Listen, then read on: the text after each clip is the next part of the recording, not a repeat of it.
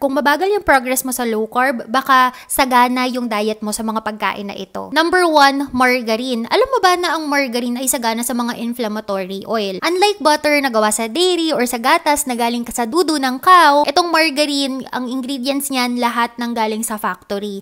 Ibig sabihin, scientist ang gumawa ng mga ingredients para mabuo ang margarine. Kaya yes, low carb naman siya, high in fat, kaya lang inflammatory. Kaya iwasan mo yan kung yan yung ginagamit mo. Take note ha, maraming mga butter na margarine naman talaga pero nagpapanggap sila as butter.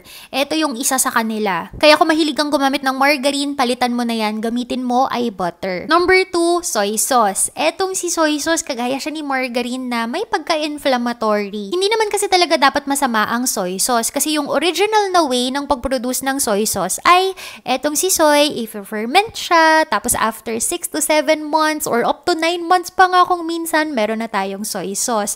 Pero napakahabang procedure yan. Kaya yung mga regular na soy sauce na mabibili natin sa tindahan at sa supermarket, hindi po dumaan sa ganong proseso. Galing ulit sila sa factory kung saan pinabilis lahat ng bagay. Tapos dinagdagan pa ng mga artificial flavoring, artificial color, and ang resulta, ayun, pagkain na nakaka-inflamed ng ating katawan. Number 3 ay ang vegetable oil. Alam niyo ba na karamihan sa mga vegetable oil ay originally ginawa talaga para gamitin sa sasakyan. Dahil intended sila sa sasakyan, hindi ganun kalakas ang benta, kaya hinaluan ng mga kung ano-anong ingredient para tanggalin yung mabahong amoy, pangit na kulay, para matanggal yung lasa niya, at eto na siya ngayon, naging cooking oil. Kaya kung naka-low carb ka, pero hanggang ngayon, vegetable oil pa rin yung ginagamit mo, kasama dito yung cottonseed oil, sunflower oil, corn oil, rapeseed oil, tanggalin mo na yan sa pantry mo. Gumamit ka na lang ng coconut oil, lard, or tallow instead. Pero teka muna, bakit ba tayo takot na takot sa pagkain ng mga pagkain na nakakakos ng inflammation sa ating katawan? Hindi naman yan sugary, hindi naman yan high carb, so dapat okay lang sa low carb way of eating. Ganito po kasi yan, diba? Takot na takot tayo na magkaroon ng bara sa ating dugo.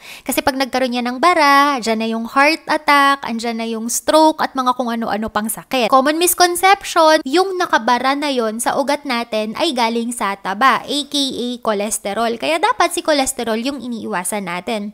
Pero alam niyo ba na hindi naman talaga si cholesterol or yung taba yung may kasalanan kung bakit siya naging bara dun sa ugat na yon. Dahil yon sa inflammation. Yun kasing daluyan ng ating dugo, yung ating mga ugat-ugat.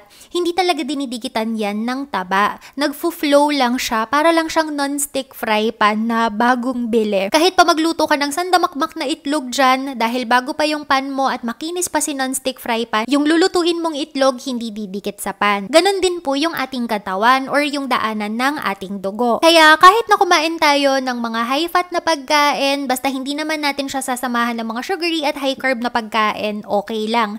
Kasi yung taba na yon dadaan lang, dudulas lang siya paikot sa ating katawan para gampanan yung role niya, which is para linisin ang ating katawan, tumulong na maggawa ng enzymes at hormones, at tulungan yung katawan natin to heal itself. Kaya lang, kung itong si fats at si protein, ipapares natin sa sugary at high carb na pagkain at inflammatory na mga pagkain, kapag dumaan siya, itong si mga pagkain na nakakakos ng inflammation, unti-unti niyang iis-isen yung daanan or yung ugat na dinadaanan niya. Yun yung sinasabi natin na inflamed yung location na yon or yung area na yon. Balik ulit tayo dun sa example ng non-stick fry pan. 'Di ba? Kapag sa unang araw nalilinisin mo si non-stick fry pan na gagamit ka ng sponge, yung other side ng sponge ha, yung magaspang na side ng sponge, hindi naman agad magagasgas yan. Ganon din yung nangyayari sa loob ng katawan natin. Ngayon, kung gagawin natin siya araw-araw, makalipas ng ilang linggo, ilang buwan, mapapansin mo,